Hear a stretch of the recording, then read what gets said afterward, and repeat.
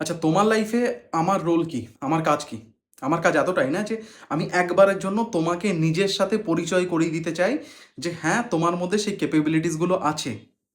যেটা তুমি অ্যাচিভ করতে চাও, সেই অ্যাচিভ করার ডিরেকশনটা কী হবে বা রোড ম্যাপটা কী হবে, আমি এতটাই তৈরি করে দিতে পারি তোমার জন্য।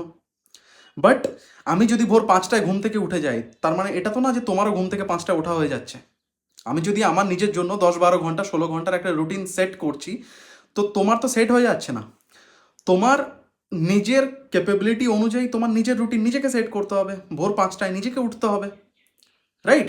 দেখো, অনেক ফিলোসফিক্যাল থট, অনেক ডিফারেন্ট ডিফারেন্ট আইডিওলজিস, অনেক স্পিরিচুয়াল কথাবার্তা, অনেক কিছু বলে দেখেছি। বাট তারপরেও যদি ওই 1% মোটিভেশন যেটা প্রয়োজন, বিকজ মোটিভেশন 1%, তারপরে নিজের রুটিন, নিজের মানে একদম কনসিস্টেন্সি, এর বাইরে আর কোনো কিছু থাকে না তখন। তো ওই 1% মোটিভেশনের জন্য যদি কোনো কিছু কাজে না লাগছে, এই ফিলোসফিক্যাল থট যা কিছু বলছি, এই স্পিরিচুয়াল কোনো কিছু যদি কাজে না লাগছে, then show off man. Show off করতে কার পছন্দ না হয়?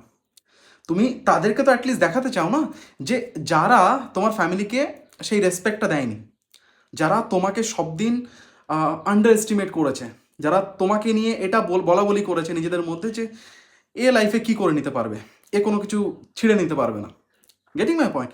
তো অ্যাটলিস্ট তাদেরকে তো শো অফ করো। Buy that car, build that business, transform your life. কি প্রবলেম আছে এগুলো করতে? অ্যান্ড বিশ্বাস করো ভাই, যদি একটা বছর 365 ডেজ নিজের রুটিন 10-12 ঘন্টা যা কিছু রুটিন সেট করছি সেটাকে যদি কমপ্লিট করে নিতে পারো, মাথা নামিয়ে চোখ বন্ধ করে, কে কি বলছে কোনো কিছু তোয়াক্কা না করে, হয়ে যাবে। ট্রাস্ট মি, হয়ে যাবে। আর আজকের দিনে যারা তোমাকে ডাউট করছে না, তাদেরকে ডাউট করতে দাও। তাদেরকে ভ্যালিডেট করার চেষ্টা করো না। তোমার গাড়ি, তোমার বাড়ি ভ্যালিডেট করে দেবে একটা দিনে। তো শো অফ তো করো না। শো অফ তো করতে ভালো লাগে।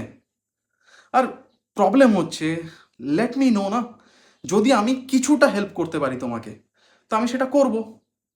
All the best man.